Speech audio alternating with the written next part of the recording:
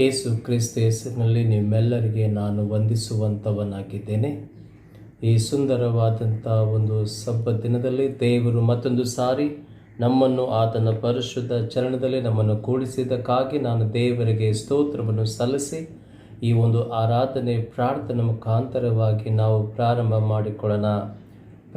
ಮಾಡಿಕೊಳ್ಳೋಣ. ಅಯ್ಯಂ ಪ್ರಾರ್ಥನೆ.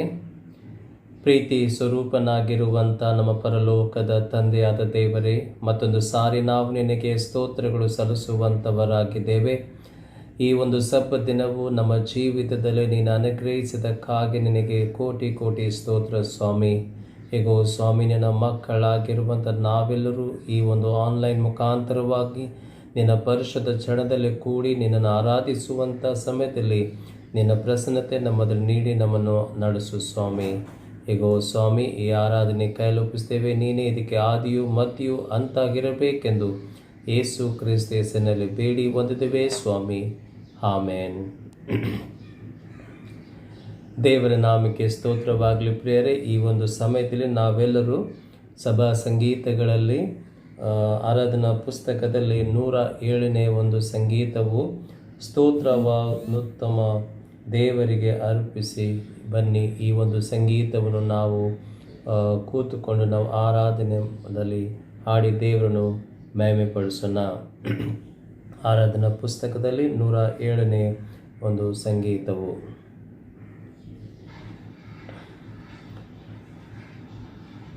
ಸ್ತೋತ್ರವಾನುತ್ತಮ ದೇವರಿಗರ್ಪಿಸ ಬನ್ನಿ, ಉದ್ವಾರ್ದೆ ಕರ್ತಗೆ ಮಹಿಮೆಯಾಗಲಿ. ಹರುಷದಿ ದೂತರ ಸಂಗದಲ್ಲಿ ಸ್ತೋತ್ರ ಸುಗಂಧವ ತನ್ನಿ. ಭೂದಿವಲೋಕಗಳ ತನ್ನ ಸ್ವಕೀಯ ರಾಜ, ಯಾವನು ಭೂದಿವರಾಜನ ಸಂಗಡ ವ್ಯಾಜ ಮಾಡುವನು, ಆತನು ನುಡಿಯಲು ಮತ್ಕರ ಗದ್ಯಲ ತ್ಯಾಜ. ಕ್ರಿಸ್ತನು ಕ್ರಾಯಕ್ಕೆ ಕೊಂಡ ಜನಾಂಗವಿದಿವೆ, ರಾಜನ ಚಿತ್ತಗೆ ಒಪ್ಪಲಿ ದಾಸರ ಸೇವೆ. ಹೊಣೆಯನು ನಮಗೆ ಒಲೆಯಲು ಸುಖದಿ ಜೀವಿಸುತ್ತೇವೆ.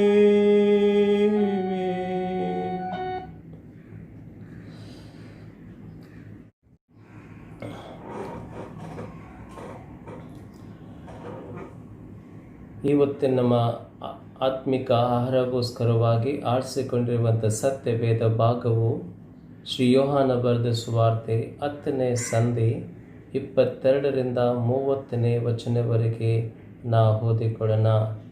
यूहन्ना का लिखी सुसमाचार उसके 10वें अध्याय 22 से लेकर 30वें वचन तक. Gospel according to St. John chapter 10 verse 22 to 30.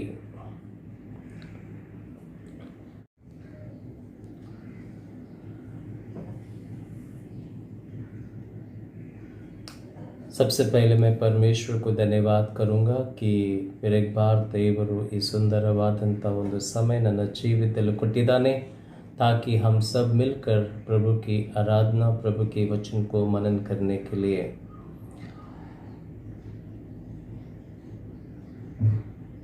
ಈ ಲೋಕದಲ್ಲಿ ಮನುಷ್ಯರಾದಂಥ ನಾವೆಲ್ಲರೂ ಸಂಬಂಧಗಳು ಕಟ್ಟಿಕೊಂಡು ಜೀವಿಸಲಿಕ್ಕೆ ಪ್ರಯತ್ನ ಮಾಡುವಂಥವರಾಗಿದ್ದೇವೆ ಅಂತ ನಾವು ನೋಡುತ್ತೇವೆ. ಸಂಬಂಧಗಳು ಇರಲಾರದೆ ನಾವು ಈ ಲೋಕದಲ್ಲಿ ಜೀವಿಸಬೇಕಾದರೆ ಬಹಳ ಕಷ್ಟ ಉಂಟು ಅಂತ ನಾವು ನೋಡುತ್ತೇವೆ. ಅದಕ್ಕೆ ನಾವು ಜೀವಂತ ಇರುವವರೆಗೆ ನಮ್ಮ ಸಂಬಂಧಗಳು ಕಟ್ಟಿಕೊಂಡು ಈ ಲೋಕದಲ್ಲಿ ನಾವು ಬಾಳುವಂಥ ಜನರು ನಾವಾಗಿದ್ದೇವೆ. ನಾವು ತಂದೆ ತಾಯಿಗಳಾಗಿ ಸಂಬಂಧಗಳು ಕಟ್ಟಿಕೊಳ್ಳುವಂಥವರಾಗಿದ್ದೇವೆ.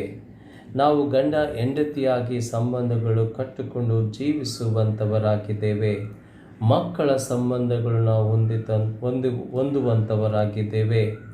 ಅಣ್ಣ ತಮ್ಮ ಅಕ್ಕ ತಂಗಿ ಸಂಬಂಧಗಳು ಕಟ್ಟಿಕೊಂಡು ನಾವು ಜೀವಿಸುವಂಥವರಾಗಿದ್ದೇವೆ. ಅಷ್ಟೇ ಅಲ್ಲ ಪ್ರಿಯರೇ, ನಾವು ಅಜ್ಜಿ ತಾತ ಅಂತ ಒಂದು ಸಂಬಂಧಗಳು ಕಟ್ಟಿಕೊಂಡು ಈ ಲೋಕದಲ್ಲಿ ಬಾಳುವಂಥ ಜನರು ನಾವಾಗಿದೆ ಅಂತ ನಾವು ನೋಡುತ್ತೇವೆ.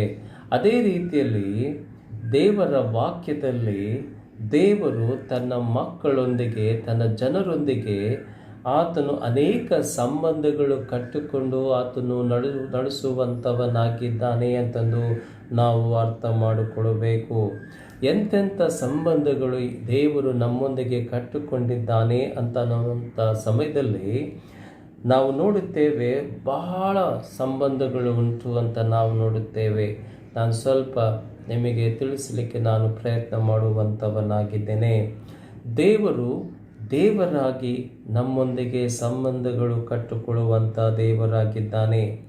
ದೇವರು ಸೃಷ್ಟಿಕರ್ತನಾಗಿರುವಂಥ ಒಂದು ಸಂಬಂಧ ನಮ್ಮೊಂದಿಗೆ ಆತನು ಕಟ್ಟಿಕೊಂಡಿದ್ದಾನೆ ಅಂತ ನಾವು ನೋಡುತ್ತೇವೆ. ದೇವರು ತಂದೆಯಾಗಿ ನಮ್ಮೊಂದಿಗೆ ಸಂಬಂಧಗಳು ಕಟ್ಟಿಕೊಂಡಿದ್ದಾನೆ. ದೇವರು ರಾಜನಾಗಿ ನಮ್ಮೊಂದಿಗೆ ಆತನು ಸಂಬಂಧ ಕಟ್ಟಿಕೊಂಡಿದ್ದಾನೆ ಅಂತ ನಾವು ನೋಡುತ್ತೇವೆ. ದೇವರು ಒಂದು ಗುರು ಆಗಿ ನಮ್ಮೊಂದಿಗೆ ಸಂಬಂಧ ಕಟ್ಟಿಕೊಂಡಿದ್ದಾನೆ. ದೇವರು ಸ್ನೇಹಿತನಾಗಿ ಆತನು ನಮಗೆ ಸಂಬಂಧಗಳು ಕಟ್ಟಿಕೊಂಡಿದ್ದಾನೆ ಅಂತ ನಾವು ನೋಡುತ್ತೇವೆ. ದೇವರು ರಕ್ಷಕನಾಗಿ ನಮ್ಮೊಂದಿಗೆ ಸಂಬಂಧಗಳು ಕಟ್ಟಿಕೊಂಡಿದ್ದಾನೆ ಅಂತ ನಾವು ನೋಡುತ್ತೇವೆ. ಎಲ್ಲ ವಿಷಯಗಳು ಇನ್ನೊಂದು ಬಹಳ ಪ್ರಾಮುಖ್ಯವಾದಂಥ ಒಂದು ಸಂಬಂಧ ಯಾವುದು ಅಂತಂದರೆ, ಈ ದೇವರು ಕುರುಬನಾಗಿ ಆತನು ನಮ್ಮೊಂದಿಗೆ ಸಂಬಂಧಗಳು ಕಟ್ಟಿಕೊಂಡಿದ್ದಾನೆ ಅಂತ ನಾವು ನೋಡುತ್ತೇವೆ. ನನ್ನ ಪ್ರಿಯ ಸಹೋದರ ಸಹೋದರರೇ, ದೇವರು ಇಂಥ ಒಂದು ಒಳ್ಳೆಯ ಸಂಬಂಧಗಳು ಆತನು ಕಟ್ಟಿಕೊಂಡು ನಮ್ಮ ಜೀವಿತಗಳನ್ನು ಆತನು ಬಾಳುವಂಥವನಾಗಿದ್ದಾನೆ ಅಂತ ನಾವು ನೋಡುತ್ತೇವೆ. ನಮ್ಮ ಸ್ಥಿತಿಗೆ ಆತನು ತಕ್ಕಂತೆ ಆತನು ನಮಗೆ ನಡೆಸಿ ನಮಗೆ ಸಂಬಂಧಗಳು ಎಂಥ ಒಂದು ಸಂಬಂಧಗಳು ಅಂತಂದು ಆತನು ತೋರಿಸುವಂಥ ದೇವರು ನಮ್ಮ ದೇವರು ಆಗಿದ್ದಾನೆ ಅಂತ ನಾವು ನೋಡುತ್ತೇವೆ. ಇಂಥ ಒಳ್ಳೆಯ ದೇವರು ನಮಗೆ ಜೀವ ಕೊಟ್ಟು ನಮಗೆ ಲೋಕದಲ್ಲಿ ಒಳ್ಳೆಯ ಸಂಬಂಧಗಳು ಕೊಟ್ಟು ಆತನ ಅನುದಿನ ನಮ್ಮನ್ನು ನಡೆಸುವಂಥ ದೇವರ ಮಕ್ಕಳಾದ ಕಾರಣ ಇವತ್ತು ನಾವು ಸುಖವಾಗಿ ಬಾಳುತ್ತೇವೆ ಅಂತ ನಾವು ನೋಡುತ್ತೇವೆ. ಸುಖವಾಗಿ ನಾವು ಜೀವಿಸುವಂಥವರಾಗಿದ್ದೇವೆ ಅಂತ ನಾವು ನೋಡುತ್ತೇವೆ. ನನ್ನ ಪ್ರಿಯ ಸಹೋದರ ಸಹೋದರರೇ, ಸ್ವಲ್ಪ ಕ್ಷಣ ನಾವು ನಮ್ಮ ಜೀವಿತವನ್ನು ನಾವು ಗಮನಿಸಿದರೆ ಅಥವಾ ಯೋಚನೆ ಮಾಡಿದರೆ, ನಿಜವಾಗಿ ನಾವು ನಮ್ಮ ಜೀವಿತಗಳು, ನಮ್ಮ ವೈಯಕ್ತಿಕ ಜೀವಮಾನವು, ಹಮಾರೆ ಪರ್ಸ್ನಲ್ ಲೈಫ್, ನಮ್ಮ ಕುಟುಂಬ ಜೀವಿತವು, ನಮ್ಮ ಮಕ್ಕಳ ಜೀವಿತವು, ನಮ್ಮ ಮನೆಗಳನ್ನು, ನಮ್ಮ ಭವಿಷ್ಯ ಯೋಜನೆಗಳನ್ನು, ನಾವು ಮಾಡುವಂಥ ಪ್ರತಿಯೊಂದು ಕಾರ್ಯಗಳು ನಿಜವಾಗಲೂ ನಾವು ದೇವರ ಆಸ್ತಿಗೆ ನಾವು ಒಪ್ಪಿಸುವಂಥವರಾಗಿದ್ದೀವೋ ಅಂತಂದು ನಾವು ಈ ಒಂದು ಪ್ರಶ್ನೆ ನಮ್ಮೊಳಗೆ ನಾವು ಹಾಕ್ಕೊಳ್ಳುವಂಥವರಾಗಿರಬೇಕು ಪ್ರಿಯರೇ. ನಿಜವಾಗಲೂ ನಾವು ನಮ್ಮ ಜೀವಿತಗಳು ದೇವರ ಆಸ್ತಿಗೆ ನಾವು ಕೊಟ್ಟಿರುವಂಥವರಾಗಿದ್ದೆವೋ ಅಥವಾ ಏನು ಎಲ್ಲಿ ನಾವು ನಮ್ಮ ಜೀವಿತಗಳು ಯಾರ ಕೈಯಲ್ಲಿ ಕೊಟ್ಟು ನಾವು ಜೀವಿಸುವಂಥವರಾಗಿದ್ದೇವೆ.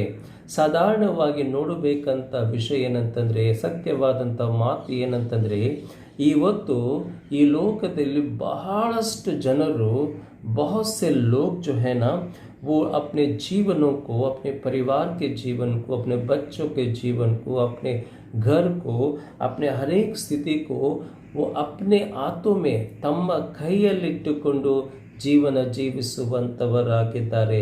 ಹೇಳ್ತಾರೆ, ऐसा कहते हैं ना कि मैं अपने जीवन का मैं राजा हूँ, जैसा मैं चाहता मैं वैसा करूँ, जैसा मैं चाहता वैसा मैं जियो, किसी के हाथों में देने की बात नहीं है, मैं अपना जीवन मैं अपनी इच्छा प्रकार ಜೀವಂಗ ಅಂತಂದು ಜನರು ನಾವೆಲ್ಲರೂ ಏನು ಮಾಡ್ತೀವಿ ಅಂದರೆ, ನಮ್ಮ ಅಧಿಕಾರದಲ್ಲಿ ನಮ್ಮ ಕೈಯಲ್ಲಿಟ್ಟುಕೊಂಡು ನಾವು ಜೀವಿಸುವಂಥ ಜನಾಂಗ ಆಗಿದ್ದೇವೆ ಅಂತ ನಾವು ನೋಡುತ್ತೇವೆ. ನಾವು ದೇವರ ಕೈಯಲ್ಲಿ ನಮ್ಮ ಜೀವಿತಗಳು ಕೊಡಲಾರ್ದಂಥ ಜನರು ನಾವು ಆಗಿದ್ದೇವೆ.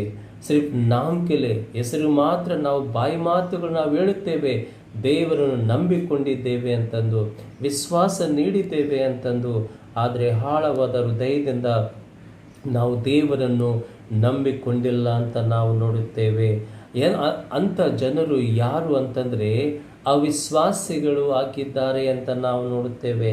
ಅವರು ಅರ್ಧ ನಂಬಿಕೆ ಇದ್ದ ಜನರು ಅಂತ ನಾವು ನೋಡುತ್ತೇವೆ. ಬೈಬಲ್ದಲ್ಲಿ ಅಂಥವರು ಎಂಥವರು ಅಂತಂದರೆ ಫರಿಸಾಯರ ಜನರು ಆಗಿದ್ದಾರೆ ಅಂತ ನಾವು ನೋಡುತ್ತೇವೆ. ಫರಿಸಾಯರು ಆಗಿದ್ದಾರೆ ಅಂತ ನಾವು ನೋಡುತ್ತೇವೆ. ನನ್ನ ಪ್ರಿಯ ಸಹೋದರ ಸಹೋದರರೇ, ಈ ಫರಿಸಾಯರು ಯಾರು ಅಂತಂದರೆ ಅದೇ ಇವತ್ತು ನಾವು ಓದಿರುವಂಥ ವಾಕ್ಯದಲ್ಲಿ ಯೋಹಾನ ಬರೆದ ಸುವಾರ್ತೆ 10ನೇ ಸಂಧಿ 22ರಿಂದ ನಾವು 30ನೇ ವಚನವರೆಗೆ ನಾವು ಓದುವಂಥ ಸಮಯದಲ್ಲಿ ಅಲ್ಲಿ ನಾವು ನೋಡುತ್ತೇವೆ, ಯೇಸು ಸ್ವಾಮಿ ಫರಿಸಾಯರು ಒಂದಿಗೆ ಆತನು ಮಾತನಾಡುವಂಥ ಸಮಯದಲ್ಲಿ जब वो बातें कर रहा था उन लोगों के साथ में, तब ये फरिसाई के लोग सब यीशु मसीह को प्रश्न पूछते हैं. ಆತನೇ ಪ್ರಶ್ನೆಯನ್ನು ಕೇಳುವಂಥವರಾಗಿದ್ದಾರೆ ಅಂತ ನಾವು ನೋಡುತ್ತೇವೆ. ಆ ಪ್ರಶ್ನೆ ಏನಂತಂದರೆ, ನೀನು ಮಸ್ಸಾಯನಾಗಿದ್ದರೆ, ದೇವರ ಕುಮಾರನು, ನೀನು ಕ್ರಿಸ್ತನಾಗಿದ್ದರೆ ನಮಗೆ ಸರಳವಾದಂಥ ಶಬ್ದದಲ್ಲಿ ನೀನು ನಮಗೆ ತಿಳಿಸು ಅಂತಂದು ಆತನಿಗೆ, ಯೇಸು ಸ್ವಾಮಿಗೆ ಫರಿಸಾಯರು ಕೇಳುವಂಥ ಮಾತುಗಳು ನಾವು ನೋಡುವಂಥವರಾಗಿದ್ದೇವೆ. ಇನ್ನು ಎಷ್ಟು ಕಾಲ ನಮ್ಮಲ್ಲಿ ಅನುಮಾನ ಹುಟ್ಟಿಸುತ್ತಿ, ನೀನು ಕ್ರಿಸ್ತನಾಗಿದ್ದರೆ ಅದನ್ನು ನಮಗೆ ಸ್ಪಷ್ಟವಾಗಿ ಹೇಳು ಅಂದರು ಅಂತ ನಾವು ನೋಡುತ್ತೇವೆ. ಆ ಮಾತಿಗೆ ಯೇಸು ಸ್ವಾಮಿ, ಅದಕ್ಕೆ ಯೇಸು, ನಿಮಗೆ ಹೇಳಿದ್ದೇನು, ಆದರೆ ನೀವು ನಂಬದೇ ಇದ್ದೀರಿ. ನನ್ನ ತಂದೆಯ ಹೆಸರಿನಲ್ಲಿ ನಾನು ಮಾಡುವ ಕ್ರಿಯೆಗಳೇ ನನಗೆ ಸಾಕ್ಷಿಯಾಗಿದೆ ಅಂತ ನೋಡುತ್ತೇವೆ. ಯೇಸು ಸ್ವಾಮಿ ಒಂದು ಸುಂದರವಾದಂಥ ಮಾತನ್ನು ಹೇಳ್ತಾನೆ, ನಾನು ನಿಮಗೆ ಹೇಳಿದ್ದೇನೆ, ನಾನು ಕ್ರಿಸ್ತನಾಗಿದ್ದೇನೆ, ಆದರೆ ನೀನು ನಂಬದೆ ಹೋಗಿದ್ರಿ ಅಂತ ನಾವು ಯೇಸು ಸ್ವಾಮಿ ಹೇಳುವಂಥ ಮಾತುಗಳು ನಾವು ನೋಡುವಂಥವರಾಗಿದ್ದೇವೆ. ಹೌದು, ನಿಜವಾಗಿ ನನ್ನ ಪ್ರಿಯ ಸಹೋದರ ಸಹೋದರಿ, ಫರಿಸಾಯರು ಯೇಸು ಸ್ವಾಮಿ ಮಾಡಿರುವಂಥ ಬೋಧನೆಗಳು ಅವರು ಕೇಳಿದ್ರು, ಮಹತ್ಕಾರ್ಯಗಳು ಅವರು ನೋಡಿದರು, ಅನೇಕ ಅದ್ಭುತ ಕಾರ್ಯಗಳು ಆತನು ನೋಡಿದರು, ಆದರೂ ಸಹ ಆತನು ನಂಬಿಕೊಂಡಿಲ್ಲ ಅಂತ ನಾವು ನೋಡುತ್ತೇವೆ. ಅದಕ್ಕೆ ಅಂಥ ಜನರಿಗೆ ಯೇಸು ಸ್ವಾಮಿ ಕೆಳಗಿನ ಭಾಗದಲ್ಲಿ ಆತನು ಒಂದು ಒಳ್ಳೆ ಮಾತು ಆತನು ಹೇಳುವಂಥವನಾಗಿದ್ದಾನೆ. ಅದೇ ಒಂದು ಮಾತು ಇವತ್ತು ನಮ್ಮ ಪ್ರಸಂಗದ ಒಂದು ಉದ್ದೇಶವಾಗಿ ಉಂಟು ಅಂತ ನಾವು ನೋಡುತ್ತೇವೆ. ಆ ಮಾತು ಏನಂತಂದರೆ, ಅಲ್ಲಿ ನಾವು ಮುಂದೆ ಓದುತ್ತೇವೆ 25ನೇ ವಚನದಲ್ಲಿ, 26ನೇ ವಚನದಲ್ಲಿ, ಆದರೂ ನೀವು ನನ್ನ ಕುರಿಗಳಿಗೆ ಸೇರಿದವರಲ್ಲವಾದ್ದರಿಂದ ನಂಬದೇ ಇದ್ದೀರಿ ಅಂತಂದು ಯೇಸು ಸ್ವಾಮಿ ಹೇಳುವಂಥವನಾಗಿದೆ. ನೀವು ನನ್ನ ಮೇಲೆ ನಂಬಿಕೆ ಇಡಲಾರದೆ, ನೀ ನನ್ನ ಕುರಿಗಳ ಸಂಗಡ ಸೇರಲಾರದಂಥ ಒಂದು ಕುರಿಗಳು ನೀವು ಆಗಿದ್ದೀರಿ ಅಂತಂದು ಯೇಸು ಸ್ವಾಮಿ ಹೇಳುವಂಥ ಮಾತುಗಳು ನಾವು ನೋಡುತ್ತಾ ಇದ್ದೇವೆ. ನನ್ನ ಕುರಿಗಳು ನನ್ನ ಸ್ವರಕ್ಕೆ ಕಿವಿ ಕೊಡುತ್ತವೆ, ನಾನು ಅವುಗಳನ್ನು ಬಲ್ಲೆನು, ಅವು ನನ್ನ ಹಿಂದೆ ಬರುತ್ತೇವೆ, ನಾನು ಅವುಗಳಿಗೆ ನಿತ್ಯ ಜೀವವನ್ನು ಕೊಡುತ್ತೇನೆ, ಅವು ಎಂದಿಗೂ ನಾಶವಾಗದೇ ಇಲ್ಲ, ಅವುಗಳನ್ನು ಯಾರು ನನ್ನ ಕೈಗಳಿಂದ ಕಸಿಕೊಳ್ಳರು ಅಂತಂದು ಯೇಸು ಸ್ವಾಮಿ ಹೇಳುವಂಥ ಮಾತುಗಳು ನಾವು ನೋಡುವಂಥವರಾಗಿದ್ದೇವೆ. ಯೇಸು ಸ್ವಾಮಿ ಒಂದು ಸಂಬಂಧ ನಮ್ಮ ಜೊತೆಗೆ ಯಾವ ರೀತಿಯಲ್ಲಿ ಕಟ್ಟಿಕೊಂಡಿದ್ದಾನೆ ಅಂತಂದರೆ, ಕುರುಬನು ಕುರಿಗಳ ಒಂದು ಸಂಬಂಧ ಕಟ್ಟಿಕೊಂಡಿದ್ದಾನೆ ಅಂತ ನಾವು ನೋಡುತ್ತೇವೆ. ಯೇಸು ಸ್ವಾಮಿ ನಮ್ಮ ದೇವರು, ಆತನು ಕುರುಬನಾಗಿದ್ದಾನೆ. ನಾವು ಆತನು ನಂಬಿಕೊಂಡಿರುವಂಥ ಜನರು ನಾವು ಕುರಿಗಳಾಗಿದ್ದೇವೆ ಅಂತಂದು ಆತನು ನಮಗೆ ತಿಳಿಸುವಂಥವನಾಗಿದ್ದಾನೆ. ಇವತ್ತು ನಾವು ನಿಜವಾಗಲೂ ಯೇಸು ಸ್ವಾಮಿ ನಂಬಿಕೊಂಡಿದ್ರೆ ನಾವು ಆತನ ಕುರಿಗಳಾಗಿದ್ದೇವೆ. ಕುರಿಗಳಾದರೆ ಯೇಸು ಸ್ವಾಮಿ ಹೇಳಿದ ಪ್ರಕಾರವಾಗಿ ಆತನ ಸ್ವರಕ್ಕೆ ನಾವು ಕಿವಿ ಕೊಡುವಂಥವರಾಗಿದ್ದೇವೆ. ಅಂದರೆ ಆತನ ಮಾತುಗಳು ನಾವು ಕೇಳುವಂಥವರಾಗಿದ್ದೇವೆ. ಅಷ್ಟೇ ಅಲ್ಲ, ಮುಂದೆ ನಾವು ನೋಡುತ್ತೇವೆ ಆತ ನಮ್ಮನ್ನು ಬಲ್ಲೆನು, ದೇವರು ನಮ್ಮನ್ನು ತಿಳ್ಕೊಳ್ಳುವಂಥವನಾಗಿದ್ದಾನೆ. ಮತ್ತು ನಾವು ಆತನ ಹಿಂದೆ ಹೋಗುವಂಥವರಾಗಿದ್ದೇವೆ, ಹಿಂಬಾಲಿಸುವಂಥ ಜನರಾಗಿದ್ದೇವೆ ಅಂತಂದು ನಾವು ನೋಡುವಂಥವರಾಗಿದ್ದೇವೆ. ಆತ ನಮಗೆ ನಿತ್ಯ ಜೀವ ಕೊಡುತ್ತಾನೆ ಮತ್ತು ನಾವು ಎಂದೂ ನಾಶವಾಗಲಾರ್ದಂಥ ಜನರಾಗುತ್ತೇವೆ. ಇನ್ನೊಂದು ಮಾತು ಭಾಳ ಸೂಕ್ಷ್ಮವಾದ ಒಳ್ಳೆಯ ಮಾತು ಏನಂತಂದರೆ, ಯಾರು ನನ್ನ ಕೈಗಳಿಂದ ಕಸ್ಕೊಳ್ಳರು ಅಂತ ಹೇಳ್ತಾನೆ. कोई भी यीशु मसीह के हाथों से उसके बेड़ों को चुराने ले जा सकते हैं करके कहता है. ನಮ್ಮ ಜೀವಿತಗಳು, ನಮ್ಮ ಮನೆಗಳು, ನಮ್ಮ ಕುಟುಂಬ ಜೀವಿತಗಳು ಯೇಸು ಸ್ವಾಮಿಯ ಕೈಯಲ್ಲಿ ನಾವು ಒಪ್ಪಿಸಿದರೆ ಆ ಯೇಸು ಸ್ವಾಮಿ ಕೈಗಳನ್ನು ಯಾರು ಕಸ್ಕೊಳ್ಳಿಕ್ಕೆ ಆಗಲ್ಲ ಅಂತ ನಾವು ನೋಡುತ್ತೇವೆ. ಯಾಕಂದರೆ ಯೇಸು ಸ್ವಾಮಿ ಕುರುಬನಾಗಿ ತನ್ನ ಕುರಿಗಳು ಭಾಳ ಪ್ರೀತಿ ಮಾಡಿ ಭಾಳ ಚೆನ್ನಾಗಿ ಸೂಕ್ಷ್ಮ ಜೀವನ ಕೊಟ್ಟು ಅವನು ನಡೆಸುವಂಥವನಾಗಿದ್ದಾನೆ ಅಂತ ನಾವು ನೋಡುತ್ತೇವೆ. ನನ್ನ ಪ್ರಿಯ ಸಹೋದರ ಸಹೋದರರೇ, ಇವತ್ತು ನಮ್ಮ ವಾಕ್ಯ ಏನಂತಂದರೆ, ಇವತ್ತು ನನ್ನ ಮತ್ತು ನಿಮ್ಮ ಜೀವಿತಗಳು ನಾವು ಯಾರ ಕೈಯಲ್ಲಿ ಇಟ್ಟು ನಾವು ಜೀವಿಸುವಂಥವರಾಗಿದ್ದೇವೆ, ಇದು ಪ್ರಶ್ನೆ ನಾವು ಮಾಡಿಕೊಳ್ಳೋಣ. ನಾವು ಹೇಳುತ್ತೇವೆ ಫರಿಸಾಯರಾಗೆ, ಯೇಸು ಸ್ವಾಮಿಯಲ್ಲಿ ನನ್ನ ಜೀವಿತ ಕೊಟ್ಟಿದ್ದೇನೆ, ಯೇಸು ಸ್ವಾಮಿ ನನ್ನ ಕುಟುಂಬ ಜೀವಿತ ಕೊಟ್ಟಿದ್ದೇನೆ, ಯೇಸು ಸ್ವಾಮಿಯ ಹಸ್ತದಲ್ಲಿ ನನ್ನ ಮಕ್ಕಳನ್ನು ಕೊಟ್ಟಿದ್ದೇನೆ ಅಂತ ನಾವು ಹೇಳುತ್ತೇವೆ. ಆದರೆ ಆಳ ಹೃದಯದಿಂದ ಇನ್ನು ನಾವು ಆತನ ನಂಬಿಕೊಳ್ಳಲಾರದೆ ಜನರಾಗಿದ್ದೇವೆ. ಹೆಸರು ಮಾತ್ರ ನಾವು ಹೇಳುವಂಥವರಾಗಿದ್ದೇವೆ. ಆದರೆ ನನ್ನ ಪ್ರಿಯ ಸಹೋದರ ಸಹೋದರರೇ, ದೇವರ ಕೈಯಲ್ಲಿ ಇನ್ನೂ ನಿನ್ನ ಜೀವಿತವು, ಇನ್ನೂ ನಿನ್ನ ಕುಟುಂಬ ಜೀವಿತ, ಇನ್ನು ನಿನ್ನ ಮಕ್ಕಳ ಜೀವಮಾನವು ಸಮರ್ಪಿಸಿಲ್ಲ ಅಂತಂದರೆ ನೀನು ಯೇಸು ಸ್ವಾಮಿಯಲ್ಲಿ ನಿನ್ನ ಜೀವಿತ ಕೊಟ್ಟಿದ್ದ ಆತನು ನಿನ್ನನ್ನು ಕಾಪಾಡಿಕೊಳ್ಳುವಂಥವನಾಗಿದ್ದಾನೆ, ನಿನಗೆ ಸುರಕ್ಷತೆ ಕೊಡುವಂಥವನಾಗಿದ್ದಾನೆ. ಯೇಸು ಸ್ವಾಮಿ ಕೈಯಲ್ಲಿ ಎಂತೆಂಥ ಆಶೀರ್ವಾದ ಉಂಟು. यीशु मसीह के हाथों में ಎಂತೆಂಥ ಆಶೀರ್ವಾದ. प्रभु यीशु मसीह के हाथ जो है वो कैसे आशीर्वाद है, कैसे हाथ है, ಇದು ನಾವು ನೋಡಿಕೊಳ್ಳೋಣ. ಮೊದಲದಾಗಿ ನಾವು ನೋಡುತ್ತೇವೆ, ಯೇಸು ಸ್ವಾಮಿಯ ಹಸ್ತವು ಅದು ಪ್ರಾಣವನ್ನು ಕಾಪಾಡುವಂಥ ಒಂದು ಹಸ್ತವಾಗಿದೆ ಅಂತ ನಾವು ನೋಡುತ್ತೇವೆ. पहली बात हम देखते हैं, यीशु मसीह का जो हाथ है, जो उसके हाथ है वो हमें प्राण को बचाने वाला हाथ है ಅಂತಂದು इस बात को हमें समझना है.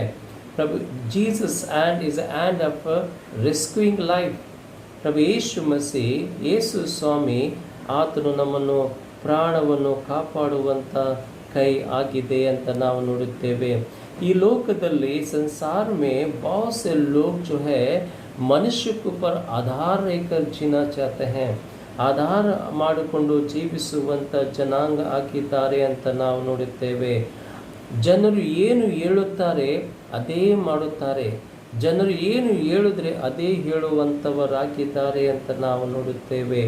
ಆದರೆ ದಾವೀದ ರಾಜನು ಒಂದು ಸುಂದರವಾದಂಥ ಮಾತು ಹೇಳುತ್ತಾನೆ. ಆತನು ಏನು ಮಾತಾಡ್ತಾನೆ, ದಾವೀದನ ಕೀರ್ತನೆಗಳು 146ನೇ ಸಂಧಿಯಲ್ಲಿ ಆತನು ನಮಗೆ ಈ ಮಾತು ಹೇಳ್ತಾನೆ. 146 भजन संहिता उसके 146 साल ई बात ಹೇಳ್ತಾನೆ, ए मेरे प्राण यहोवा की स्तुति कर, मैं जीवन भर यहोवा की स्तुति करता रहूँगा, जब तक मेरे अस्तित्व है तब है मैं अपने परमेश्वर स्तुति गान करता रहूँगा. शासकों पर भरोसा मत रखो, अर्थात नाश्वर मनुष्य पर जिसमें उद्धार करने की शक्ति नहीं, उसका प्राण निकल जाता है, वह मिट्टी में मिल जाता है, उसी दिन उसकी योजनाएं नष्ट हो जाती है ಅಂತಂದು ನಾವು ನೋಡುತ್ತೇವೆ. ಇದು ಅರ್ಥ ಏನಂತಂದರೆ, ನಾವು ನೋಡುತ್ತೇವೆ, ಕನ್ನಡದಲ್ಲಿ ನಾನು ಓದ್ತೇನೆ. 146ನೇ ಸಂಧಿ.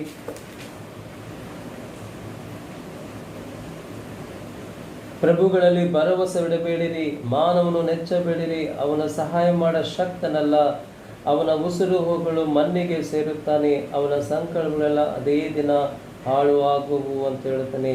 ಯಾವನಿಗೆ ಯಾಕೋಬನ ದೇವರ ಸಹಾಯಕನೋ ಅವನು ತನ್ನ ದೇವರಾದ ಯೆಹೋವನನ್ನು ನಂಬಿರುತ್ತಾನೋ ಅವನೇ ಧನ್ಯನು ಅಂತಂದು ಯೇಸು ದೇವರ ಮಾತುಗಳು ಆಗಿದೆ ಅಂತ ನಾವು ನೋಡುತ್ತೇವೆ. ನನ್ನ ಪ್ರಿಯ ಸಹೋದರ, ನಾವು ಮನುಷ್ಯರ ಮೇಲೆ ನಾವು ಆಧಾರವಿಟ್ಟುಕೊಳ್ಳಾರ್ದೆ, ನಂಬಿಕೊಳ್ಳಾರ್ದೆ ದೇವರ ಮೇಲೆ ನಾವು ನಂಬಿಕೊಂಡಿದ್ರೆ, ಯೇಸು ಸ್ವಾಮಿಯನ್ನು ನಂಬಿಕೊಂಡಿದ್ರೆ ನಾವು ಧನ್ಯರು ಅಂತಂದು ಆ ದೇವರ ವಾಕ್ಯದಲ್ಲಿ ದಾವೀದ ರಾಜನು ಹೇಳುವಂಥವನಾಗಿದ್ದಾನೆ. ಯಾಕಂದರೆ ದೇವರು ನಿನ್ನ ಪ್ರಾಣವನ್ನು ಕಾಪಾಡುವಂಥವನಾಗಿದ್ದಾನೆ ಅಂತ ನಾವು ನೋಡುತ್ತೇವೆ. ದೇವರ ವಾಕ್ಯದ ಸುಂದರವಾದಂಥ ಒಂದು ಕತೆ ಉಂಟು ಅಂತ ನಾವು ನೋಡುತ್ತೇವೆ. ಒಂದು ಸಾರಿ ಮತ್ತಾಯನ ಬರೆದ ಸುವಾರ್ತೆ 14ನೇ ಸಂಧಿ 22ರಿಂದ 32 ವಚನ, मत्ती 14:22 से लेकर 32 वचन जब पढ़ेंगे वहाँ पर एक सुंदर सा कहानी है पतरस के जीवन में हुआ करके हम देखते हैं। एक दिन यीशु मसीह सब समुद्र के ऊपर, पानी के ऊपर चलते चलते अपने शिष्यों के पास आ रहे थे। जबकि शिष्य जो है वो नाव में बैठ जा रहे थे, तभी जब यीशु मसीह पानी पे चलते चलते उनके पास आया, सारे शिष्य डर गया करके हम देखते हैं। ಎಲ್ಲ ಶಿಷ್ಯರು ಭಯಪಟ್ಟರು ಅಂತ ನಾವು ನೋಡುತ್ತೇವೆ. ಈ ದೆವ್ವ ಅಂತ ಹೇಳಿ ಅವರು ಬಹಳ ಭಯಪಟ್ಟರು ಅಂತ ನಾವು ನೋಡುವಂಥವರಾಗಿದ್ದೇವೆ. ಅಂಥ ಒಂದು ಸಮಯದಲ್ಲಿ ಯೇಸು ಸ್ವಾಮಿ ಈ ಮಾತುಗಳು ಹೇಳುತ್ತಾನೆ. ಎಂಥ ಮಾತುಗಳು ಹೇಳುತ್ತಾನೆ ಅಂತಂದರೆ, ಮತ್ತಾಯನ ಬರೆದ ಸುವಾರ್ತೆ 14ನೇ ಸಂಧಿಯಲ್ಲಿ ನಾವು ನೋಡುತ್ತೇವೆ. ಡರು ನಹಿ, ನಾನು ಯೇಸು ಇದ್ದೇನೆ ಅಂತಂದು ಆತನು ಹೇಳುವಂಥ ಮಾತುಗಳು ನಾವು ನೋಡುವಂಥವರಾಗಿದ್ದೇವೆ. ಮತ್ತಾಯನ ಬರೆದ ಸುವಾರ್ತೆ 14ನೇ ಸಂಧಿಯಲ್ಲಿ ನಾವು ನೋಡುತ್ತೇವೆ. ಅದಕ್ಕೆ ಯೇಸು ಸ್ವಾಮಿ ಹೇಳ್ತಾನೆ 27ನೇ ವಚನದಲ್ಲಿ, ಧೈರ್ಯವಾಗಿರಿ, ನಾನು ಅಂಜಬೇಡಿರಿ ಎಂದು ಹೇಳಿದೆನು ಅಂತ ನಾವು ನೋಡುತ್ತೇವೆ. ಆಗ ಪೇತ್ರನು ಹೇಳ್ತಾನೆ, ಸ್ವಾಮಿ ನೀನಾಗಿದ್ದರೆ ನನಗೆ ನೀರಿನ ಮೇಲೆ ನಡೆದು ನಿನ್ನ ಬಳಿಗೆ ಬರುವುದಕ್ಕೆ ಅಪ್ಪಣೆ ಕೊಡು ಅಂದನು ಅಂತ ನಾವು ನೋಡುತ್ತೇವೆ. ಆವಾಗ पतरस प्रभु यीशु मसीह का आज्ञा मानते हुए पानी पर चलने के लिए प्रयत्न किया करके हम देखते हैं। और जैसे वो प्रयत्न किया और पानी पर चलते चलते वो यीशु मसीह के पास आने लगा करके हम देखते हैं। और उसी टाइम पर अंत टाइमದಲ್ಲಿ ಬಿರುಗಾಳಿ ಬಂತು ಅಂತ ನಾವು ನೋಡುತ್ತೇವೆ. एक तेज तूफान आया करके हम देखते हैं। और जैसे तूफान आया तो पतरस का दृष्टि यीशु मसीह से हटकर उस तूफान की ओर उसकी नजर गया और वो घबरा गया ಅಂತ ನಾವು ನೋಡ್ತೇವೆ, ಭಯಪಟ್ಟನು ಅಂತ ನಾವು ನೋಡುತ್ತೇವೆ. और जब वो घबराहट हो गया तब वो क्या हुआ, वो डूबने लगा, ಆತನು ಮುಳುಗಲಿಕ್ಕೆ ಪ್ರಾರಂಭವಾದನು ಅಂತ ನಾವು ನೋಡುತ್ತೇವೆ. ಅಂಥ ಸಮಯದಲ್ಲಿ पतरस को प्राण को बचाने के लिए वहाँ पर पतरस, हे प्रभु तू मुझे बचा, नोड्री देखिए वचन में कहता है, कहाँ कहता है, 30 वचन में हम देखते हैं, ಆದರೆ ಗಾಳಿಯನ್ನು ನೋಡಿ ಭಯಪಟ್ಟು ಮುಳುಗುತ್ತಾ ಸ್ವಾಮಿ ನನ್ನನ್ನು ಕಾಪಾಡು ಎಂದು ಕೂಗಿಕೊಂಡನು ಅಂತ ನಾವು ನೋಡುತ್ತೇವೆ. स्वामी नನ್ನನ್ನು ಕಾಪಾಡು ಅಂತಂದು ಆತನು ಕೂಗಿಕೊಂಡನು. उसे चिल्लाकर प्रभु के सामने, प्रभु मुझे बचा करके उसने यीशु मसीह को पुकारा, लॉर्ड सेव मी। और तभी प्रभु यीशु मसीह 31वें वचन में हम देखते हैं अपने हाथ बढ़ाकर पतरस को उसे पानी से ऊपर उठाता है और इस तरह से उसे एक नई जीवन देता है, उसके प्राण की रक्षा करता है ಅಂತ ನಾವು ನೋಡುತ್ತೇವೆ. उसके जीवन को रक्षा करता है. ಯೇಸು ಪೇತ್ರನ ಜೀವಿತವನ್ನು ಆತನು ಪ್ರಾಣವನ್ನು ಕಾಪಾಡಿದನು ಅಂತ ನಾವು ನೋಡುತ್ತೇವೆ. ನನ್ನ ಪ್ರಿಯ ಸಹೋದರ ಸಹೋದರರೇ, ಇದು ಯೇಸು ಸ್ವಾಮಿ ತನ್ನ ಮಕ್ಕಳ ಪ್ರಾಣವನ್ನು ಕಾಪಾಡುವಂಥ ಕೈಗಳು ಯೇಸು ಸ್ವಾಮಿದು ಆಗಿದೆ ಅಂತ ನಾವು ನೋಡುತ್ತೇವೆ. ನಾವು ಕೊನೆಯ ದರ್ಶನದಲ್ಲಿ ನಾವು ನೋಡುತ್ತೇವೆ, ಆಗ 33ರಲ್ಲಿ ನಾವು ನೋಡುತ್ತೇವೆ, ಆಗ ದೋಣಿಯಲ್ಲಿದ್ದವರು ನಿಜವಾಗಿ ನೀನು ದೇವಕುಮಾರನು ಎಂದು ಹೇಳಿ ಆತನಿಗೆ ನಮಸ್ಕರಿಸಿದರು ಅಂತ ನಾವು ನೋಡುತ್ತೇವೆ. नाव में जितने भी लोग थे सारे लोग प्रभु यीशु मसीह की आराधना किया और ये कहा, सचमुच तू परमेश्वर का पुत्र है, ದೇವರ ಕುಮಾರನಾಗಿದ್ದೀಯ ಅಂತೇಳಿ ಆತನಿಗೆ ವಂದಿಸುವಂಥವರಾಗಿದ್ದರು, ಆರಾಧನೆ ಮಾಡಿದರು ಅಂತ ನಾವು ನೋಡುತ್ತೇವೆ. ನನ್ನ ಪ್ರಿಯ ಸಹೋದರ ಸಹೋದರರೇ, ನಮ್ಮ ಜೀವಿತದಲ್ಲಿ ನಾವು ಅನೇಕ ಸಾರಿ ಮರೆತು ಹೋಗುತ್ತೇವೆ. ದೇವರು ಯೇಸು ಸ್ವಾಮಿ ನಮ್ಮ ದೇವರಾಗಿದ್ದಾನೆ, ದೇವರ ಕುಮಾರನಾಗಿದ್ದಾನೆ. ಆತನು ನಮ್ಮ ಜೀವಿತಗಳನ್ನು ಆತನು ಕಾಪಾಡಲಿಕ್ಕೆ ಆತನು ಬಂದಿದ್ದಾನೆ. ಅದಕ್ಕೆ ನಾವು ಆತನಲ್ಲಿ ನಂಬಿಕೆ ಇಡಲಾರ್ದೆ, ನಮ್ಮ ಜೀವಿತ ಆತನ ಕೈಯಲ್ಲಿ ಒಪ್ಪಿಸಲಾರ್ದೆ ಇವತ್ತು ನಮ್ಮ ಪ್ರಾಣಗೆ ನಮಗೆ ದೋಖ ಮಾಡಿಕೊಂಡು ಈ ಲೋಕದಲ್ಲಿ ಜೀವಿಸುವಂಥವರಾಗಿದ್ದೇವೆ ಅಂತ ನಾವು ನೋಡುತ್ತೇವೆ. ಯೇಸು ಸ್ವಾಮಿ ಕೈಯಲ್ಲಿ ನಮ್ಮ ಜೀವಿತಗಳು ನಾವು ಕೊಟ್ಟರೆ ಆತನು ನಮ್ಮನ್ನು ಏನು ಮಾಡ್ತಂದರೆ ಆತ ನಮ್ಮನ್ನು ಪ್ರಾಣವನ್ನು ಕಾಪಾಡುವಂಥವನಾಗಿದ್ದಾನೆ. ದಾವೀದ ರಾಜನು 27ನೇ ಸಂಧಿ, ದಾವೀದನ ಕೀರ್ತನೆಗಳಲ್ಲಿ 27ನೇ ಸಂಧಿಯಲ್ಲಿ ಆ ಮೊದಲನೇ ವಚನದಲ್ಲಿ ಆತ ನೀನು ಹೇಳ್ತಾನೆ, ಯೆಹೋವ ನನ್ನ ಬೆಳಕು ರಕ್ಷಕನು ಆಗಿದ್ದಾನೆ, ನಾನು ಯಾರಿಗೆ ಭಯಪಟ್ಟನು? ಯೆಹೋವ ನನ್ನ ಪ್ರಾಣದ ಆಧಾರವು, ನಾನು ಯಾರಿಗೆ ಹೆದರೆನು ಅಂತಂದು ಹೇಳ್ತಾನೆ.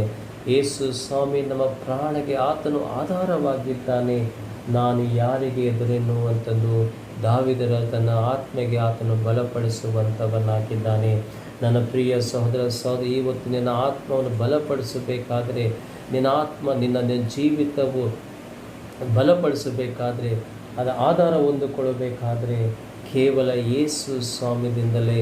ಅದಕ್ಕೆ ನಿನ್ನ ಜೀವಿತವು, ನಿನ್ನ ಮನೆಗಳು, ನಿನ್ನ ಕುಟುಂಬಗಳು ಆ ಯೇಸು ಸ್ವಾಮಿಯಲ್ಲಿ ನೀನು ಕೊಟ್ಟಿದ್ರೆ ಆತನ ಪ್ರಾಣವನ್ನು ಕಾಪಾಡುವಂಥ ದೇವರು ಆಗಿದ್ದಾನೆ ಅಂತ ನಾವು ನೋಡುತ್ತೇವೆ. ನನ್ನ ಪ್ರಿಯ ಸಹೋದರ ಸಹೋದರಿ, ಎರಡನೇ ಮಾತು ನಾವು ನೋಡುತ್ತೇವೆ, ಯೇಸು ಸ್ವಾಮಿಯ ಎಂಥ ಒಂದು ಕೈಗಳು ಅಂತನ್ನುವಾಗ, ಯೇಸು ಸ್ವಾಮಿಯ ಕೈಗಳು ಅಥವಾ ಹಸ್ತವು ಅದು ಅದ್ಭುತ ಕಾರ್ಯಗಳು ಮಾಡುವಂಥ ಕೈಗಳು ಆಗಿದೆ ಅಂತ ನಾವು ನೋಡ್ತೇವೆ. प्रभु यीशु मसीह के हाथ जो है वो अद्भुत कार्य करने वाले हाथ है करके हम देखते हैं. God's hand is a hand of wonderful things ಅಂತ ನಾವು ನೋಡುತ್ತೇವೆ, ವಂಡರ್ಸ್ ಅಂತ ನಾವು ನೋಡುತ್ತೇವೆ. तो इस तरह से हम देखते हैं, ಮನುಷ್ಯರಂತ ನಾವು ಯಾವಾಗಲೂ ನಮ್ಮ ಜೀವಿತದಲ್ಲಿ, ನಮ್ಮ ಕುಟುಂಬದ ಜೀವಿತದಲ್ಲಿ हम ये उम्मीद लगा कर बैठते हैं कि मेरे जीवन में कुछ अद्भुत कार्य होना चाहिए, मेरे जीवन में कुछ महान कार्य होना चाहिए.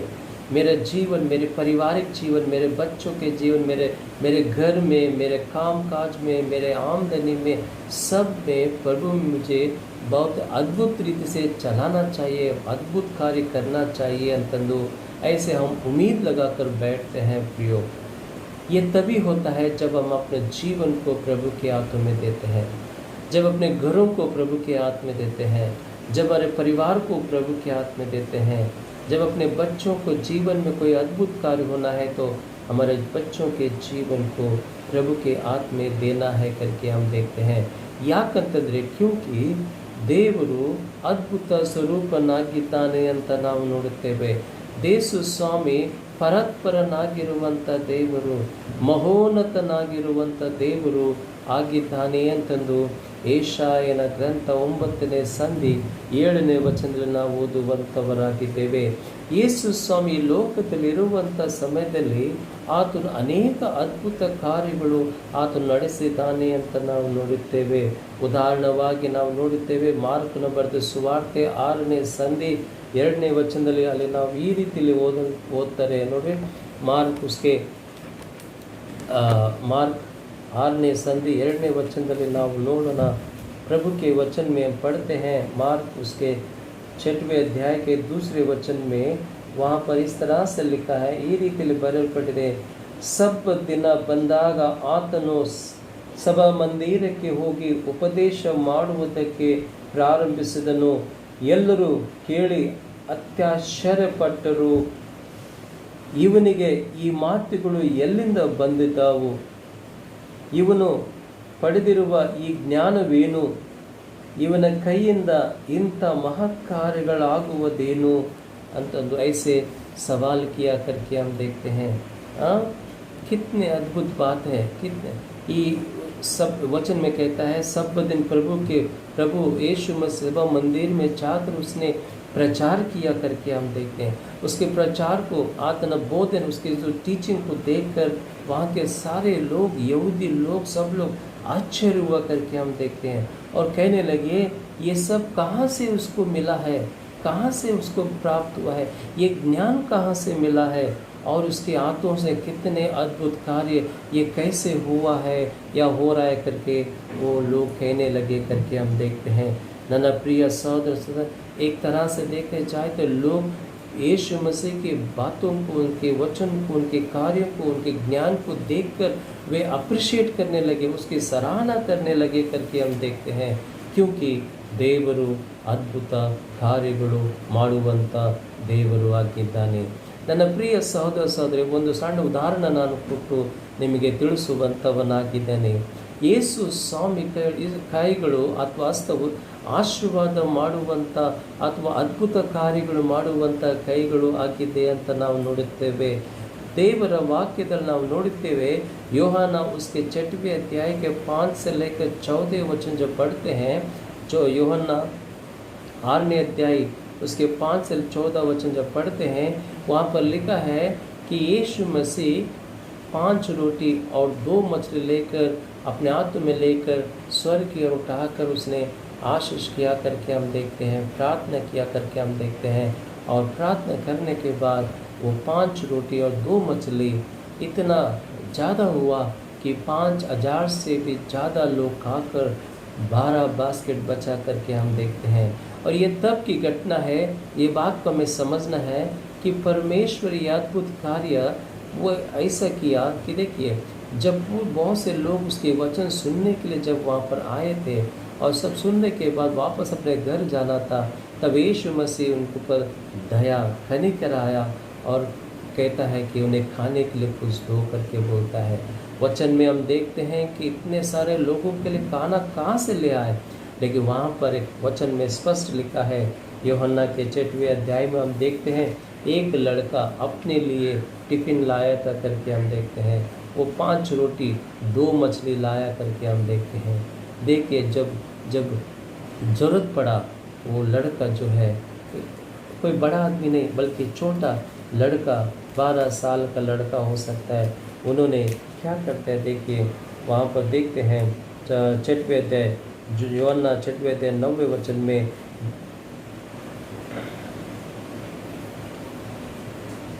वहाँ पर एक लड़का जो 5 रोटी 2 मछली के साथ वहाँ पर था करके हम देखते हैं। और यीशु मसीह जब ज़रूरत पड़ा तो उसने क्या किया मालूम है, उसने पूरा 5 अपने आप को ना खाते हुए उसने वो 5 रोटी और 2 मछली अपने यीशु मसीह शिष्यों को दिया और शिष्यों ने लेके जाकर यीशु मसीह को दिया करके हम देखते हैं।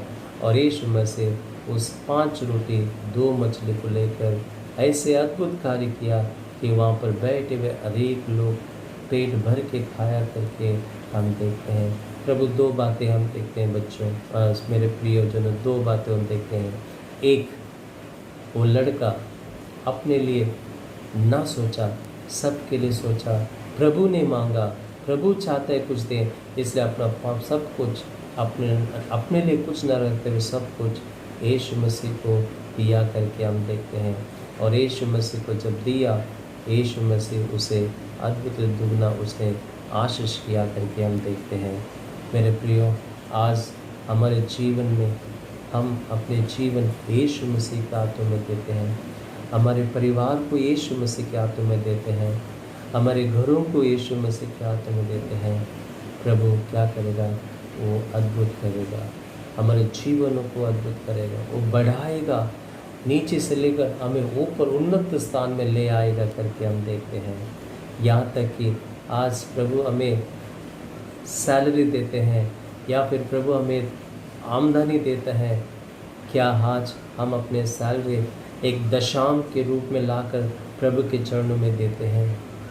क्या प्रभु की सेवकाई के लिए हमें देते हैं? प्रभु के सेवकों को हम देते हैं? हम नहीं दे पाते हैं, इसलिए आज हमारे घरों में तंगी है, कमी है, प्रभु की अद्भुत कार्य नहीं है करके हम देखते हैं। ಅದಕ್ಕೆ ನನ್ನ ಪ್ರಿಯ ಸಹೋದರ ಸಹೋದರರೇ, ಯೇಸು ಮसीह एक बात कहता है, ಲೂಕ ಬರೆದ ಸುವಾರ್ತೆ 6ನೇ ಸಂಧಿ 38ನೇ ವಚನದಲ್ಲಿ कहते हैं, ಕೊಡಿರಿ ನಿಮಗೆ ಇನ್ನು ಹೆಚ್ಚು ಕೊಡಲ್ಪಡುತ್ತದೆ ಅಂತ ಹೇಳುತ್ತದೆ. Give and it shall be given unto you, दो और तुम बहुत ही पाओगे करके कहता है. ನನ್ನ ಪ್ರಿಯ ಸಹೋದರ ಸಹೋದರರೇ, ಪೌಲನು ಒಂದು ಸುಂದರವಾದಂಥ ಮಾತು ಆತನ ಈ ರೀತಿಯಲ್ಲಿ ಹೇಳ್ತಾನೆ. पौलुस कहता है, देखिए फिलिपियंस उसके 4वें अध्याय के 19 वचन में कहता है. पौलुस उसके फिलिपियंस के 4वें अध्याय के 19 वचन में कहता है, ನನ್ನ ದೇವರು ಕ್ರಿಸ್ತ ಯೇಸುವಿನ ಮೂಲಕ ತನ್ನ ಪ್ರಭಾವ ಐಶ್ವರ್ಯಕ್ಕೆ ತಕ್ಕ ಹಾಗೆ ನಿಮ್ಮ ಪ್ರತಿಯೊಂದು ಕೊರತೆಯನ್ನು ನೀಗಿಸುವನು ಅಂತ ನಾವು ನೋಡುತ್ತೇವೆ. कितने सुंदर बातें वहाँ पर पौलुस कहता है. देखिए पहला फिलिपियंस के 4वें अध्याय 19 वचन में कहते हैं, मेरे परमेश्वर भी अपने उस धन के अनुसार जो महिमा सहित मसीह यीशु में है तुम्हारे प्रत्येक आवश्यकताओं को पूरा करेगा करके कहता है. वो पूरा करेगा, हमारे सारे ज़रूरतों को पूरा करेगा, हमारे गरीबी को पूरा करेगा, हमारे तंगी को पूरा करेगा, हमारे घरों में किसी बात की कमी नहीं रहेगा, कुछ भी कमी नहीं रहेगा. क्योंकि अगर हम अपने जीवन को, अपने परिवार को, हमारे आमदनी को, हमारे सब कुछ यीशु मसीह के हाथों में सौंपेंगे तो वो क्या करेगा, वो हमें वो आशीष करेगा और उसे अद्भुत करके हमें किसी बात की कमी नहीं होने दे पाएगा. ನನ್ನ ಪ್ರಿಯ ಸಹೋದರ ಸಹೋದರರೇ, ನೀನು ಎಷ್ಟರ ಮಟ್ಟಿಗೆ ದೇವರಿಗೆ ಕೈಯಲ್ಲಿ ನಿನ್ನ ಜೀವಿತ ಕೊಟ್ಟಿದೆಯಾ, ನಿನ್ನ ಮಕ್ಕಳ ಜೀವನ ಕೊಟ್ಟಿದೆಯಾ, ನಿನ್ನ ಹಸ್ತವು ಕೊಟ್ಟಿದೆಯಾ, ನಿನ್ನ ಸಂಪತ್ತು ಕೊಟ್ಟಿದೆಯಾ, ನೀನು ಪರೀಕ್ಷೆ ಮಾಡಿಕೊಳ್ಳೋ ಪ್ರಿಯರೇ. ಮೂರನೇದಾಗಿ ನಾವು ನೋಡುತ್ತೇವೆ, ಯೇಸು ಸ್ವಾಮಿಯ ಕೈ ಎಂಥ ಕೈ ಅಂತಂದರೆ ಆಶೀರ್ವಾದ ಮಾಡುವಂಥ ಕೈಗಳು ಆಗಿದೆ ಅಂತ ನಾವು ನೋಡುತ್ತೇವೆ. यीशु स्वामी का जो हाथ, जो तीसरी बात है, प्रभु यीशु मसीह के हाथ जो है वो आशीष करने वाले हाथ है करके हम देखते हैं. God's hand is a blessing hand करके हम देखते हैं. यीशु मसीह जीवन काल वो यहाँ पृथ्वी पे था करके हम देखते हैं. पूरे पृथ्वी जितने भी साल थे उन्होंने आशीष किया करके हम देखते हैं. मनुष्य के हाथ जो है दूसरों को शापित करता है, बाधाएं देता है, कष्ट देता है, पीड़ा देता है, दर्द देता है. लेकिन यीशु मसीह के हाथ जो है वो आशीष देता है करके हम देखते हैं. यीशु मसीह जीवन के काल में उसने सभी को आशीष दिया करके हम देखते हैं. और अंत में हम देखते हैं कि लूका उसके 24वें अध्याय के 50वें वचन में, ಲೂಕ 24:50ನೇ ವಚನದಲ್ಲಿ ನಾವು ನೋಡುತ್ತೇವೆ.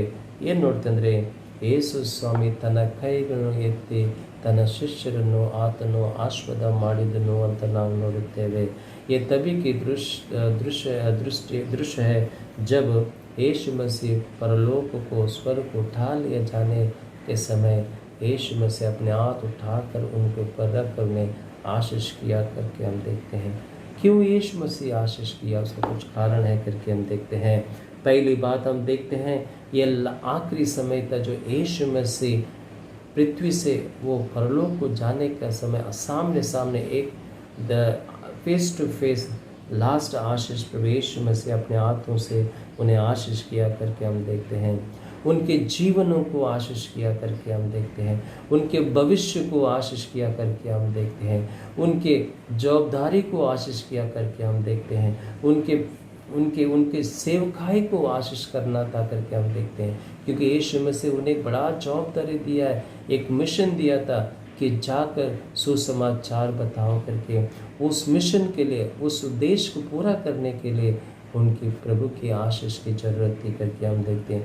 उनकी सुरक्षता के लिए प्रभु ने आशीष की करके हम देखते हैं, ताकि जहाँ कहीं भी जाएं प्रभु की वचन को फैलाने के था. इसलिए प्रभु ने अपने हाथ उठाकर उनके ऊपर आशीष किया करके हम देखते हैं. मेरे प्रियो, यीशु मसीह का हाथ उसके साथ 11 के 11 शिष्यों पर उसने हाथ रखकर उन्हें आशीष किया करके हम देखते हैं. उसी तरह यीशु मसीह के हाथों में अगर हमारे परिवार को हम देते हैं, हमारे घरों को देते हैं, यीशु मसीह का दृष्टि उसके हाथ जो है हमारे घरों को आशीष करता है करके हम देखते हैं. हमारे घरों को, हमारे परिवारों को आशीष करता है करके ನಾವು ನೋಡುತ್ತೇವೆ. ನನ್ನ ಪ್ರಿಯ ಸಹೋದರ ಸಹೋದರರೇ, ದೇವರ ಕೈಗಳು ಆಶೀರ್ವಾದ ಕೈಗಳು ಆಗಿದೆ ಅಂತ ನಾವು ನೋಡುತ್ತೇವೆ. ಅಂಥ ಆಶೀರ್ವಾದ ಕೈಗಳಲ್ಲಿ ನಮ್ಮ ಜೀವಿತವು, ನಮ್ಮ ಕುಟುಂಬ ಜೀವಿತಗಳು, ನಮ್ಮ ಮನೆಗಳನ್ನು ನಾವು ಒಪ್ಪಿಸಿದರೆ ಆ ದೇವರು ಏನು ಮಾಡ್ತಂದರೆ ತನ್ನ ಅಧೀನದಲ್ಲಿಟ್ಟುಕೊಂಡು ಸುರಕ್ಷಿತವಾಗಿಟ್ಟುಕೊಂಡು ಅದನ್ನು ಕಾಪಾಡುವಂಥವನಾಗಿದ್ದಾನೆ ಅಂತ ನಾವು ನೋಡುತ್ತೇವೆ. कोई भी यीशु मसीह से हमें छीन नहीं सकता. ಯಾರು ಯೇಸು ಸ್ವಾಮಿ ಕೈಗಳಿಂದ ಕಸ್ಕೊಳ್ಳಿಕ್ಕೆ ಸಾಧ್ಯವಿಲ್ಲ ಪ್ರಿಯರೇ. ಯಾಕಂದರೆ ನಮ್ಮ ಜೀವಿತಗಳು ಆತನ ಕೈಯಲ್ಲಿ ನಾವು ಒಪ್ಪಿಸಿದ್ದೇವೆ. ಯೇಸು ಸ್ವಾಮಿ ಕೈಗಳು ಭಾಳ ವಿಸ್ತಾರವಾದಂಥ ಕೈಗಳು ಆಗಿದೆ ಅಂತ ನಾವು ನೋಡುತ್ತೇವೆ.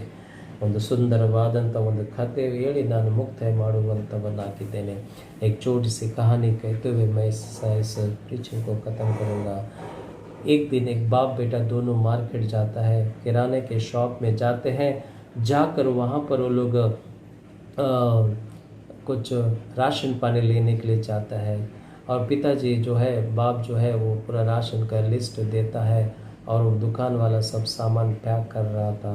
और छोटा लड़का वहाँ पर बैठकर वहाँ पर दुकान में खड़ा होकर देख रहा था. दुकान वाले को एक तरस आया. उसने बोला, बेटा वो एक ग्लास बॉटल में कुछ चॉकलेट्स है, तू ले लेना करके बोला. लेकिन वो लड़का देखता रहा लेकिन नहीं लिया करके हम देखते हैं. फिर थोड़े समय के बाद वापस बोला, दूसरी बार बोला, बेटा चॉकलेट ले लेना करके बोला. तो वो लड़का नहीं लिया करके हम देखते हैं. और इस तरह से बाद में क्या करता है, सब कुछ होने के पैकिंग सब होने के बाद फिर वो दुकान वाला क्या करता है, खुद अपने हाथों से वो चॉकलेट डब्बे में हाथ डाल के चॉकलेट जितना उसके हाथ में आता है उतने चॉकलेट वो बच्चे को देता है. बच्चा खुशी से चॉकलेट लेकर पिता के साथ वापस घर आता है. जब रास्ते में आ रहा था उस टाइम पर बाप ने पूछा, बेटा जब अंकल बोला था कि आपको चॉकलेट लेने के लिए आप क्यों नहीं लिया करके बोला. एक नहीं दो बार बोला, क्यों नहीं लिया. तब बेटा बोलता है, पिताजी अगर मैं लिया होता तो मेरा छोटे से हाथ है, 1 या 2 चॉकलेट मेरा हाथ में आ जाता. लेकिन अंकल का हाथ बड़ा था इसलिए उन्होंने कितना सारा हाथ में चॉकलेट मुझे दिया है देखो करके बोलता है. जब ये बात को सुना पिता वो समझ गया कि मेरा बच्चा कितना अच्छा तरह से सोचा है करके.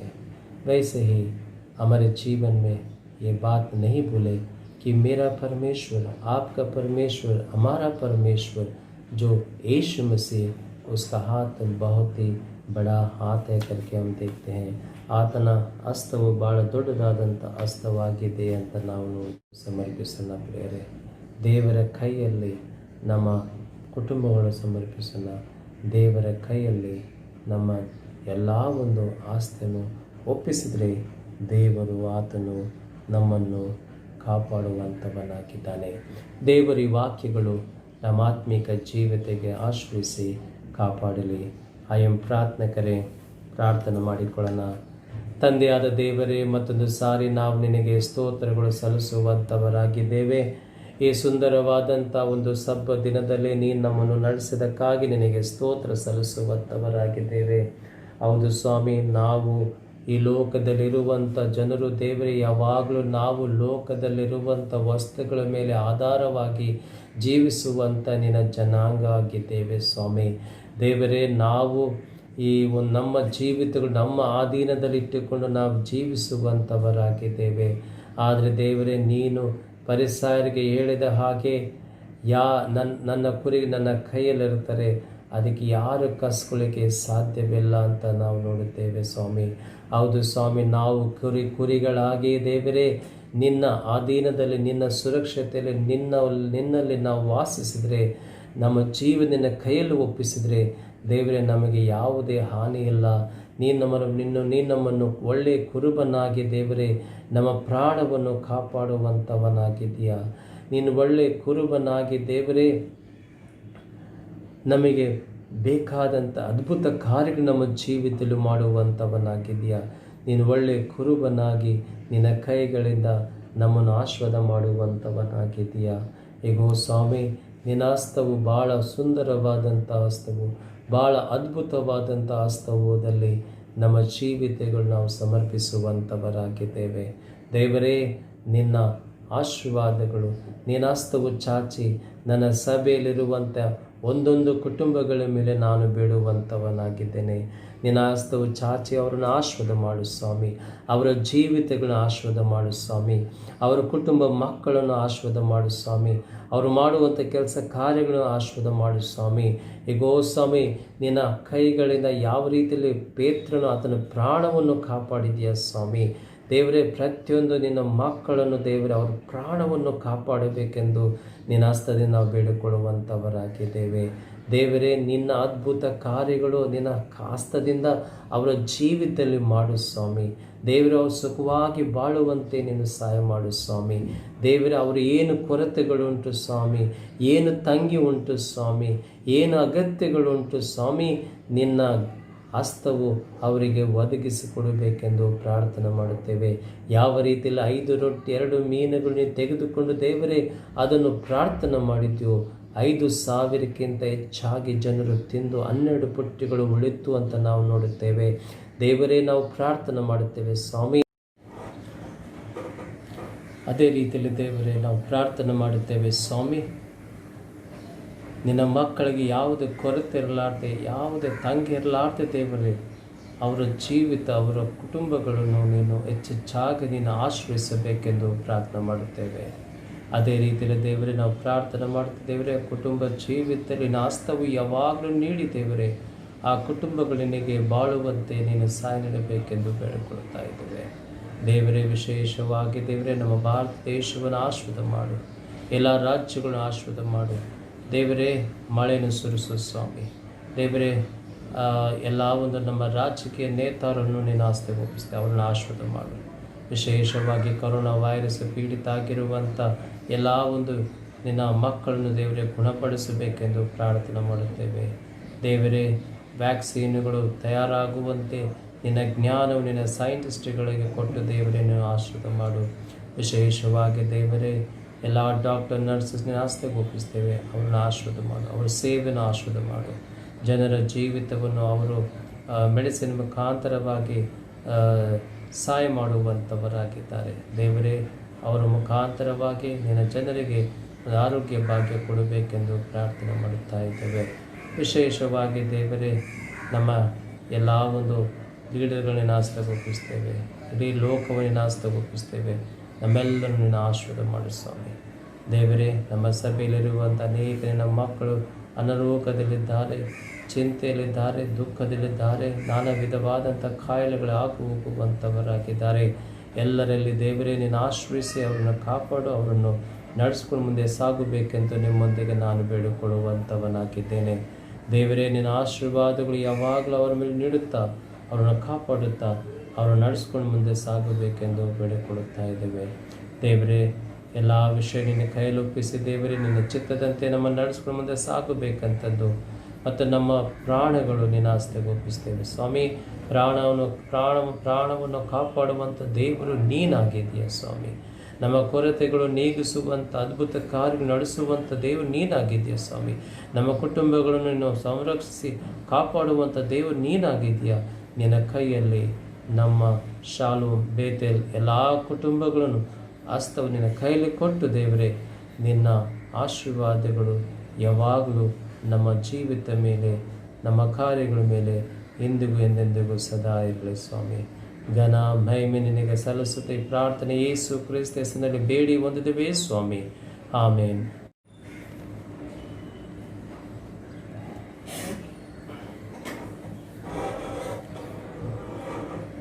ಪರಲೋಕದಲ್ಲಿರುವ ನಮ್ಮ ತಂದೆ, ನಿನ್ನ ನಾಮ ಪರಿಶುದ್ಧವೆಂದು ನೆನೆಸಲ್ಪಡಲಿ. ನಿನ್ನ ರಾಜ್ಯವು ಬರಲಿ. ನಿನ್ನ ಚಿತ್ತವು ಪರಲೋಕದ ನೆರವೇರುವ ಪ್ರಕಾರ ಭೂಲೋಕದ ನೆರವೇರಲಿ. ನಮ್ಮನ್ನು ಹಾನುಡಿ ಮಾದರಿ ಪಾಲಿಸಿಕೊಡು. ನಮಗೆ ತಪ್ಪು ಮಾಡಿದವರನ್ನು ಕ್ಷಮಿಸಿದಂತೆ ನಮ್ಮ ತಪ್ಪುಗಳು ಕ್ಷಮಿಸು. ನಮ್ಮನ್ನು ಶೋಧನೊಳಗೆ ಸೇರಿಸದೆ ಕೇಡಿನ ತಪ್ಪಿಸು. ಯಾಕಂದರೆ ರಾಜ್ಯವು ಬಲು ಮಹಿಮೆ ಸದಾಕಾಲ ನಿನವೇ ಸ್ವಾಮಿ. ಆಮೇನ್. ತಂದೆ, ಮಗ, ಪವಿತ್ರ ಆತ್ಮ ತ್ರೈಕ ದೇವರ ಆಶೀರ್ವಾದಗಳು ಕೂಡಿ ಬಂದಿರುವಂಥ ನಮ್ಮಲ್ಲಿ ಇಂದಿಗೂ ಎಂದೆಂದಿಗೂ ಸದಾ ಇರಲಿ. ಆಮೇನ್. ದೇವರು ನಿಮ್ಮನ್ನು ಆಶ್ರಯಿಸಿ ಕಾಪಾಡಲಿ. Thank you. God bless you all. Amen.